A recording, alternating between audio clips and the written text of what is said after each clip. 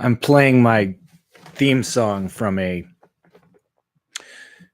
podcast of mine earlier on Bluetooth. Hi, everybody, and welcome to Nick Flanagan Weekly. I am Nick Flanagan, king of my castle. My castle is a room with paintings of monks, with the Scream mask, with a rubber chicken, with a television, with video games that are covered by a dust cover. These are just some of the wild things that I've got going on in my castle, and I'm the king of that castle. Thanks, everybody who watched me record an episode live on Facebook Live and on YouTube yesterday. Really great to be part of the new technology revolution. There's no better feeling than starting a podcast in 2019, which I believe is actually I started in 2018. So I'm ahead of the curve. There's nothing quite like entering one of the most crowded, low-paying industries since stand-up comedy well into its maturity. Podcasting right now is basically the same age that it could go to war. Actually, the internet just turned 30. How old did podcasting turn? Whatever happened to patent trolls? Remember when that was a thing? That was for my people who listened to WTF back in the day. Yesterday, I talked about ADHD and this book that specifically is about women with ADHD and things they can do. But honestly, most of it would apply to anyone. And there's lots that doesn't apply to single women. You know, it's like, okay, when your kid wants a peanut butter sandwich and you forgot to buy peanut butter, what are you going to do? And like, that's important for kids, people with kids. But it's not so important for people who don't have them, which is me and a lot of women these days. You know, I kind of hate it when I'm speaking to a lady and they say, "Oh, I'm 45. I can't have a child." Sure you can. Haven't you heard the expression, God finds a way? Life finds a way. Maybe that's the expression. Jurassic Park. Haven't you watched Jurassic Park lately? Maybe that's the reason you're not fertile. You're not watching enough JP. Every year, January 1st, sit down, watch Jurassic Park, learn about it. And, you know, I don't mention Jurassic Park loosely. I don't think that's the word I'm thinking of. But loosely, I don't bring it up willy-nilly. I bring up Jurassic Park because that's a story about these ancient creatures. So old. You'd think they couldn't have a baby. And yet they do. Ancient creatures able to reproduce. Jurassic Park teaches us a lesson about being able to have children at any age. Pow! I just peed my diaper. That's my new... Today's episode of Nick Flanagan Weekly is sponsored by hundreds of thousands of ants. Tomorrow's episode of Nick Flanagan Weekly will be sponsored by millions of ants. The ants just keep growing in number until one day everything will be consumed by them. Put in promo code NickFearsAnts at ants.com, and that's ANTZ like the movie, or ANTZ if you're into that sort of thing. And just put in the promo code, and then some ants will consume you. But if you put in the promo code, more ants will consume you than someone who didn't put in the promo code. So yes, I was talking about the ADHD stuff in women yesterday. But that's not what I'm talking about today. I want to talk about self-medicating with ADHD or whatever disorder you have. Is doing stand-up comedy a form of self-medication? Think about it. Learn about it. I don't know if it is. Frankly, It's if it is a form of self-medication, it's stand-up comedy is one of those forms of self-medication that needs a cure of itself. You know what I'm I think I have a theory with attention. This is Nick Flanagan Weekly, by the way.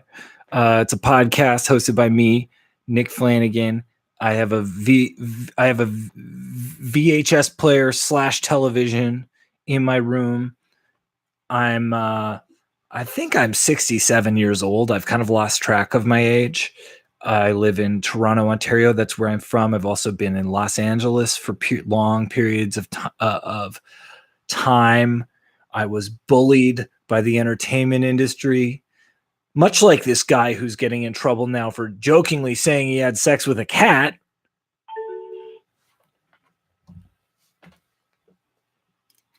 That noise was my Bluetooth speaker crapping out. Don't buy a Bluetooth speaker. It's like buying a bunch of baby wipes. It's just a useless. Buy a normal speaker. You know how many hundreds of thousands of used Bluetooth speakers are probably in the ocean being swallowed by narwhals as we speak, and manatees being poisoned by all of these Bluetooth speakers? I did like LA. Somebody is asking me, did I like LA? I've been visiting there for a long time. I've gotten used to how it is.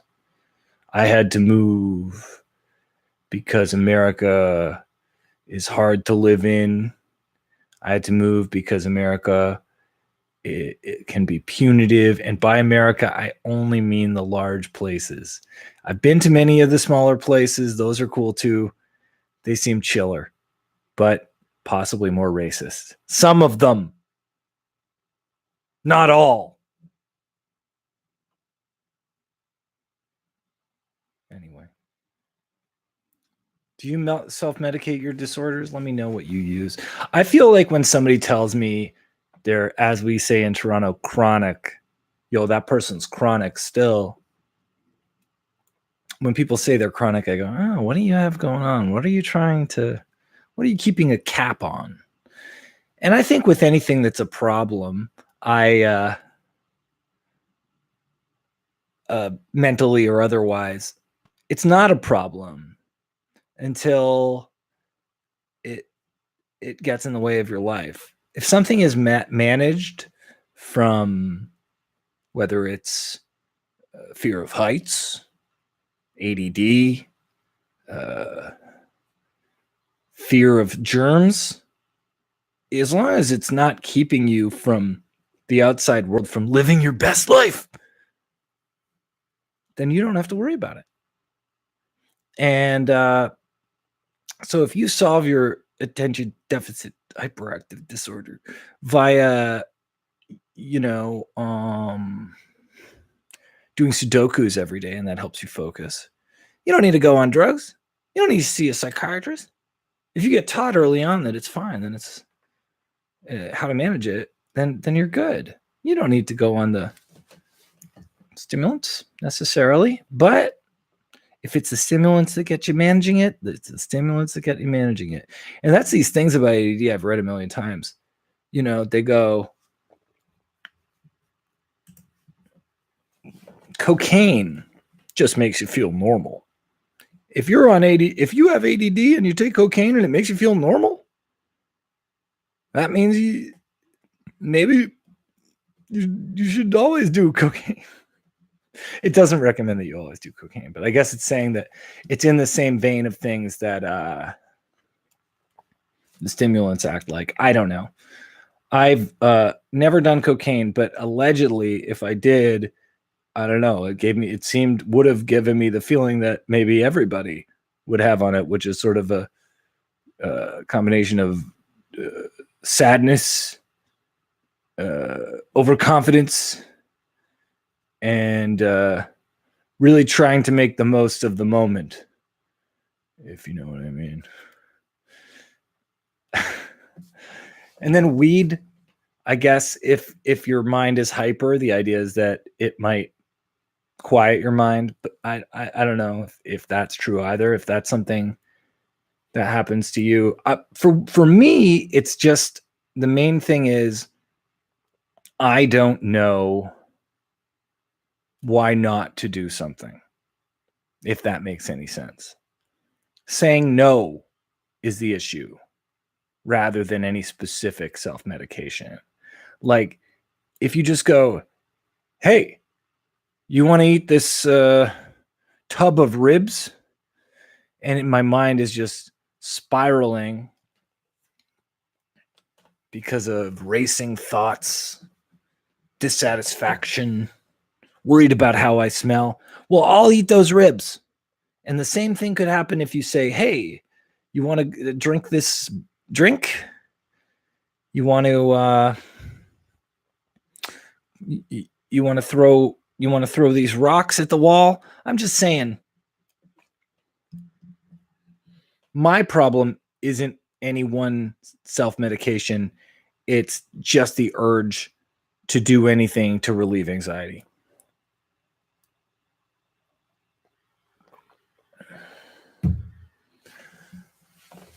I do think that there's a lot of non-doctor prescribed things that are great, that work for people, but it's trial and error, and it's not supervised unless you have some sort of shaman working with you. But it better be a real shaman and not one of these false shamans. You know, those guys and gals who just tell you, hey, drink this barf potion and you're gonna be at peace with your father and mother. And then you drink the barf potion, and the next thing you know, you're convulsing on the floor and the EMS has arrived, but it's in a dark cave in Peru, so there is no EMS, and then you pass away.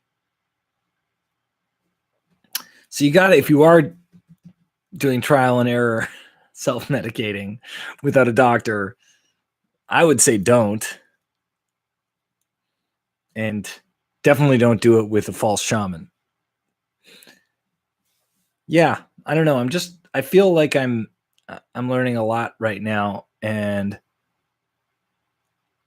the hardest thing to do seems to be to sit with ourselves without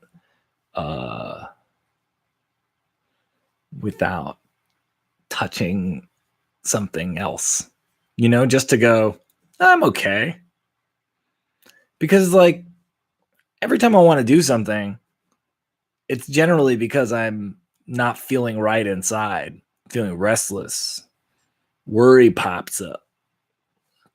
So it's quite nice to even have moments where you're like okay with yourself. That's not to say just sit still for the rest of your life. That seems like a form of self-medication as well. Paralysis, of which I've enjoyed moments of myself. Enjoyed being the wrong word, but I've experienced. But the idea that something is like really a choice and not a magnetic impulse that's like you have to do in your mind because you're really trying to block out some other stuff, that's awesome. Like, you want to look at that cocaine and say, I really want to do it. I know I'm not just doing this because I got nothing to do. I want to do it. But of course you shouldn't, because it's illegal. And that's self-medicating with ADHD. I mean, I think with adults who have it, that's very common. Undiagnosed, you know, you just spend years being like, why am I so open to just like doing whatever? And it's because it might slow your brain down. It might make you forget about the times you've disappointed people. It might give you a confidence or self-esteem that you didn't have because of failures in school or failures in love, failures in life. R.I.P. I'm not trying to say the voice I just used inspired me here, but R.I.P. to Andre Williams, the great soul singer. R.I.P. to the wonderful soul singer Andre Williams. Look this guy up. Just an incredible live performer. And I saw this guy when he was like 70 or 65 in my formative years, I would see this suited. He was a down and dirty soul singer. He wrote some really neat songs in the 60s, I think even in the 50s. Born in 1934, it seemed to be pretty hard living. And he died in his 80s. Hopefully he wasn't in pain throughout his 80s. But yeah, Andre Williams, what a singer. What an amazing performer.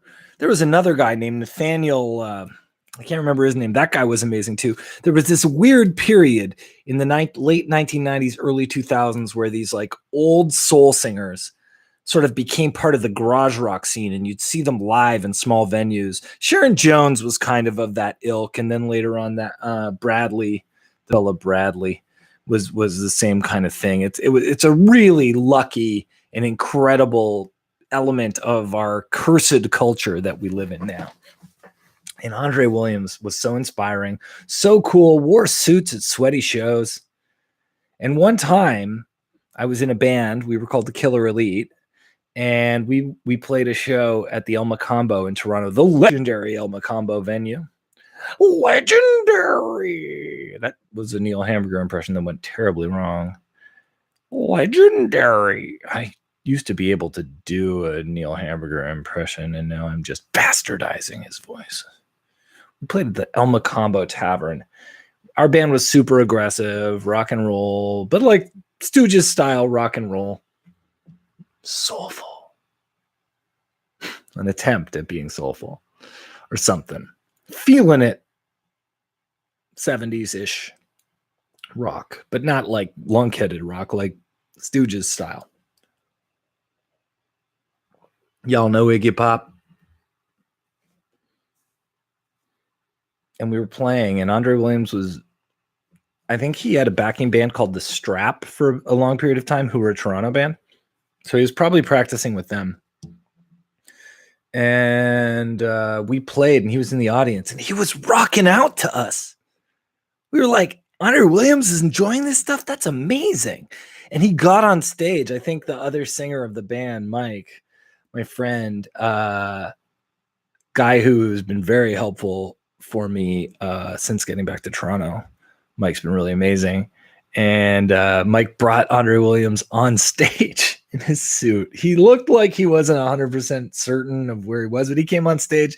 He sang something into the mic, and then he got, and then to the crowd, he goes, "White ain't light." And boy, did that mean a lot to us at that time. Now I'm like, I don't know what that means. But at that time, we were like, yeah, man, white's heavy. We're heavyweights. Now I don't know if a heavyweight is even a thing. Heavyweight champion of the world. I can't stay that much longer.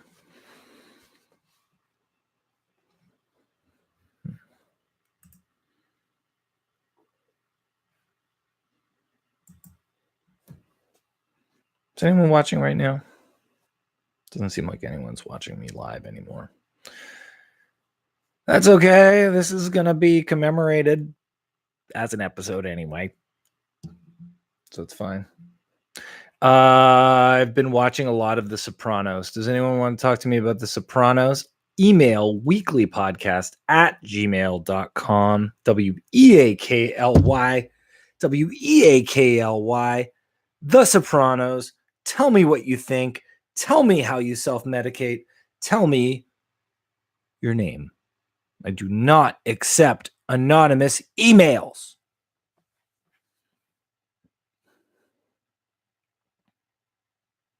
Anywho, I've been watching The Sopranos lately because a very nice person, by the way, R.I.P. Andre Williams, he passed away.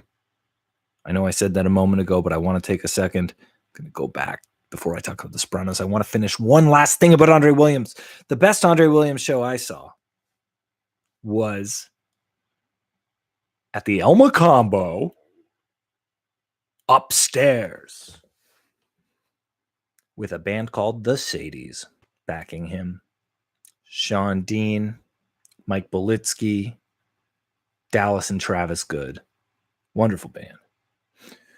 Really, one of the coolest things Canada has produced is the band The Sadies, and they did an album backing Andre Williams. They did all these albums that are really interesting. They did an album with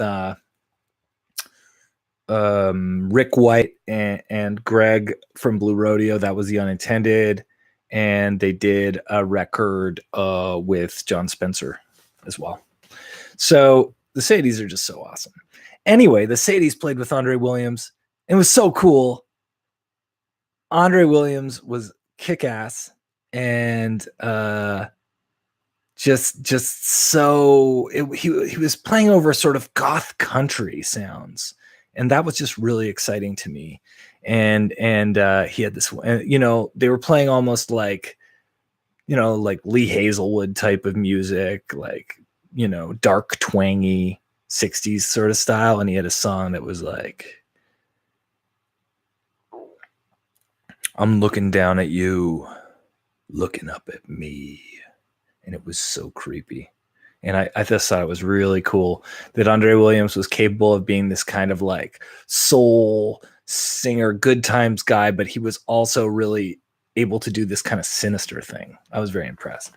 Okay, getting back to The Sopranos. I'm going to leave soon, so I don't want to go too deep into discussing The Sopranos, but I love The Sopranos. And The Sopranos, I always rewatch it every few years. And I got to give you a tip on how to watch The Sopranos, because too many times have I talked to people and they'll say, I couldn't get through The Sopranos. I couldn't get past the first season of Sopranos. It's like I'm living in the bad part of the 90s. Well, part of that show is about the bad part of the 90s. You know what I'm saying? But here is the way to make it work. Do not, under any circumstances, watch season 1 of The Sopranos first. Read a summary of season 1, start at season 2. There's all kinds of cool stuff in season 2. And it might have that dated feeling at first. There's a couple dud episodes, but you can get through season 2 and you'll be super stoked. And once you get to season 3, well, that's the meat of it. That's probably the best season of the show in my mind. Season 3 is just so incredible. And that's when you start to fall in love with these loathsome characters. But you start to get into it, and the acting really starts to stand out. James Gandolfini and Edie Falco in particular. You're like, yeah, I'm watching it. This is probably the 4th time I've watched the whole thing, and it's there's a lot of people rewatching it right now, but someone has said that to me. It seems like everyone's rewatching The Sopranos right now. And I mean, what's so incredible about the series is it's not that this is a special time where everyone's watching The Sopranos. It's just like at any given moment, there are some people in the world rewatching all of The Sopranos. It's that good. It's a little nihilistic or dark or bleak or something, and that can be a bit much, but it's also about things that are meaningful, and it's kind of about how life is for the living. It's just so deep, and it sucks so bad that James Gandolfini died for the sake of this movie that's going to come out, because I don't know if this movie is going to be good.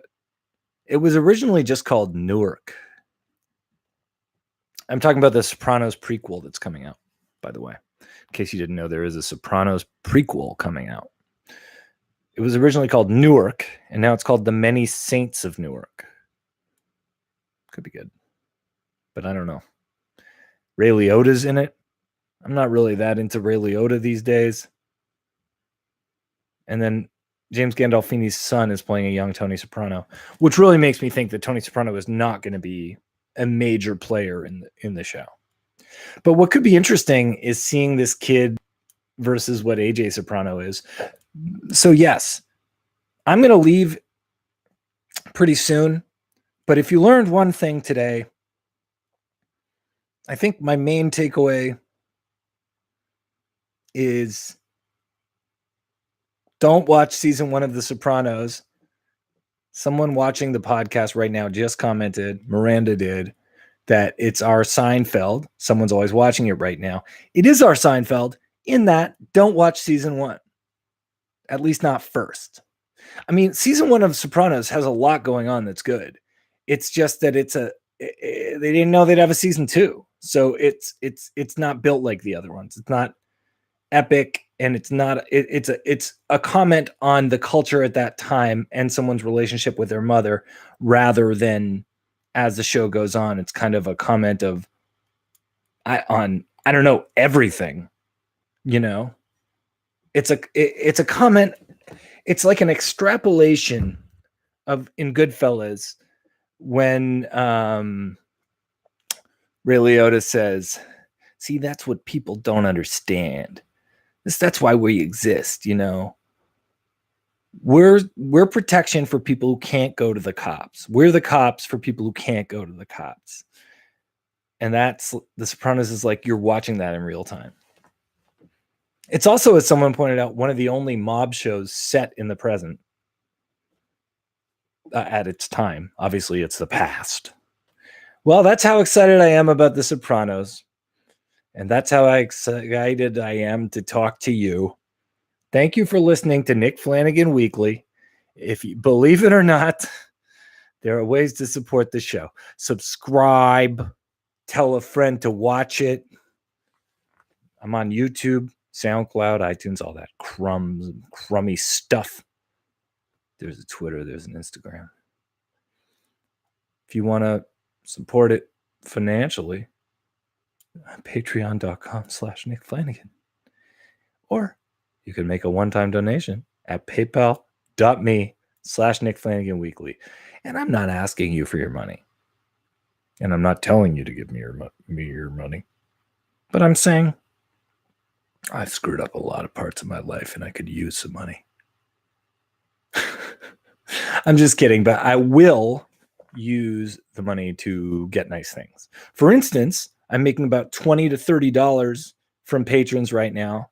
And that means my cost of hosting the podcast on SoundCloud is covered. So the more I make, the more expenses get covered. So it really helps the podcast. But otherwise, you can just subscribe, tell your friends. That's fine too. All right. Thanks for watching. Thanks for listening. Thanks for being yourselves. I'll talk to you soon. This is Nick Flanagan Weekly. Let me bring up the theme song.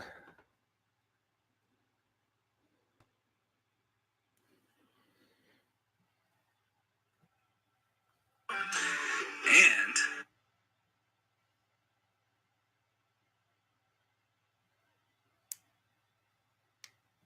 I'll figure it out later. Have a good time.